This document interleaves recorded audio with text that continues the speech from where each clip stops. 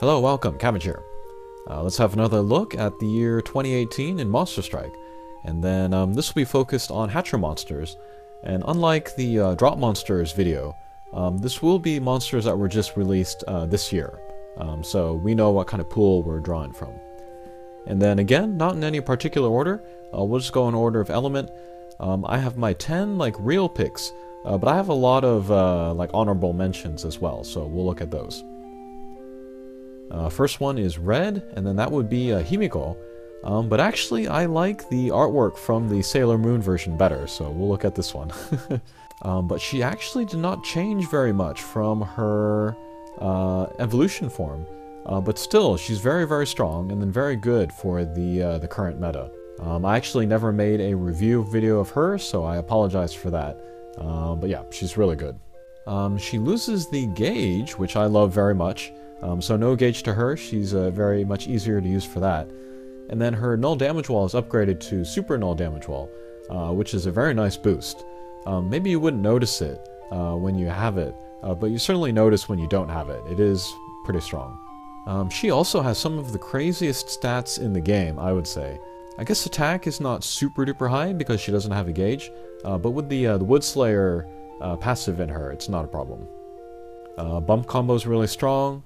Strike shot is still very strong, but now she can move through walls, so that makes it even easier to hit lots of different guys. And then kind of the place where I see Himiko's strength the most is in Kushinada Akai. In there are the damage walls and the blocks and the mines. So you would maybe want to think that you want to bring characters with a lot of those null gimmicks. But because Himiko just does so much damage, she's a better choice than a lot of other characters with flight or null block or something. Totally has to do with her very strong bump combo and her direct attacks and her meteor strike shot. She's just the master of all wood quests, basically. So yeah, that's Himiko. Next up is Mana. I don't think I need to say too much about her.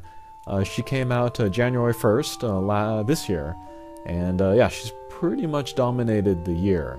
And she's one of the characters, even though I have one of my own, that I pick the most as a friend character, so I can use two together, for example. As for honorable mentions for Red this year, one is Kamail, who I really wanted to put as one of the main choices, but I haven't used her very much. I want to use her to make the max luck of Eschatology, but I just haven't gotten the motivation up to go through that quest. But when I do, then I'll be using Kamail a lot, and yeah, she'll be great in there. And then also really good is Atos. And yeah, as you can see, I've used him a ton of times. He's just really solid. He's got the double null ability and then the speed up, so that's nice support. And then he's got both the weak point slayer and the lock-on one-way laser, so he has some decent damage options as well. People were kind of disappointed at him at first, because at the end of 2017, there were a lot of really good transcendent monsters like Beelzebub, Jekyll and Hyde, a bunch of guys. And then after all of them came Atos. He doesn't seem like a lot on paper, but when you do use him, he is very, very solid, I would say. So yeah, he gets honorable mention for 2018. Next, let's look at Water. More limited characters, I'm afraid, but the first one is Asuna. And then she was the one that I kind of wrote off when the SAO collaboration came out. But she's turned out to be the one that I've been using the most, so she's pretty good. But the Pierce with the Minesweeper, Null Warp, and the Null Magic Circle makes her very, very versatile. And I would like to make the max look of Akasha someday, and she would be really great in there. Bump combo is pretty good. It's the green peas, but it bounces 4 times.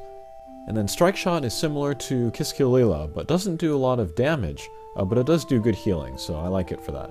And then the other character of the year I would say is Ramyaru. Both versions, the Evolution and the Ascension. I have her on the Ascension for now, just in case I ever wanted to go through the Kinki no Goku with the Detox Ableberry. But yeah, the Ascension, very strong bump combo, and then Evolution is very versatile with the Pierce, Null Gravity Barrier, Null Damage Wall. I'd love to have another one of her. Honorable mentions for Water would be Napoleon. She's another new Transcendent form. She was announced at X-Flag Park. I know she's good, but I don't use her a lot, so that's why she's only an honorable mention. And then the other one would be Mori. He is a Pierce with Deity Slayer and Fairy Slayer M and Null Block, and then an 8-turn Null Everything Strike Shot. That turns out to be a very useful combination, especially in Izanami Kai, which I need to play every month to go through the Watchtower, but he's pretty darn good. Next up is Wood, and then at this point I should say that the characters that I'm choosing are only the ones that I have. Like Moses, you know, he should be on this list, but I don't have him, so that's why he's not on here. But for Wood, my first choice is going to be Oreo, and then she's not great for like high-level players, I would say, because there's no high-level quests where you really need her, except for maybe Armageddon.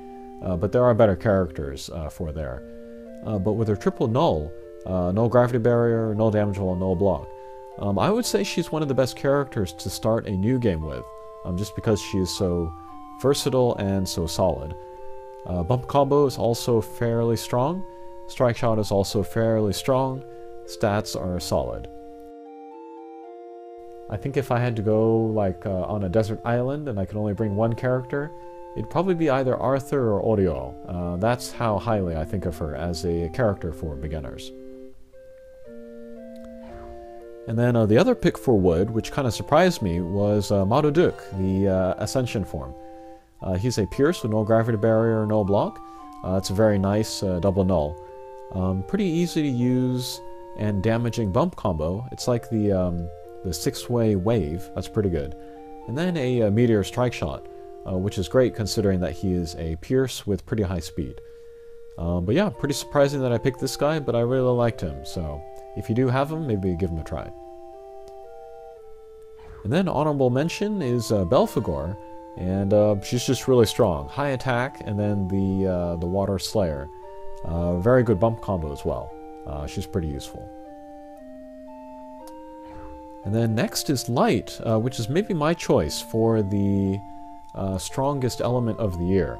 But my kind of main choices are going to be Juliet. She was maybe the first like super duper strong Transcendent form of the year. She's just a Pierce with null damage wall, but very high attack, really good bump combo, insane strike shot. She's still really good today. And then my other choice is going to be Sandalphon. And then she was part of that thing where they released 5 angels all at once. And then I pulled her. I kind of feel like I was going for somebody else, but I pulled her. And I didn't use her for a while. But in the kind of the latter half of 2018, there were more like high-level quests where she was really good. Most notably Queen Metalia from the Sailor Moon collaboration. It was all thanks to her that I was able to get those 3 clears, so very grateful to her. She's been pretty great. I like her kind of strike shot bump combo combination. Strike shot comes out pretty quickly. She also has the strike shot reducer. Increases her attack for a certain amount of time, and then her bump combo will get stronger during that time. So yeah, they work well together. She's pretty cool. As for honorable mentions, Shinon, both her 6-star version and her 5-star version. And then Arthur, of course. I feel like I have not used Arthur enough. I know she's awesome and top tier, but I couldn't put her as one of my main choices because I feel like I haven't used her enough, even though I've used her like more than most of the other characters that I have. That's including both versions. She's really good. Also really good is Mu, especially when you can get the critical luck skill off. And then Seimei, also really good. One of my favorite characters in the game. And then for Dark, I really like Sailor Moon, the Ascension version. And it's part of the reason why I really like her is because I don't have Othello Ascension. But I like to kind of park her in the center of the screen so that her round flash can, do lots of damage, hit lots of guys. And then her satellite bump combo is also really fun. It's kind of interesting using her because kind of the angle that you want to hit her, you could choose different angles depending on which bump combo you want to emphasize for that turn.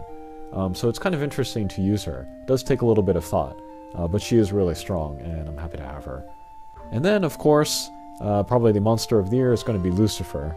Gosh, I've already used her a bunch of times. I was really impressed with how they announced her. I felt like they did that really well, and nobody was suspecting it. Like, there was like waves, you know, up and down.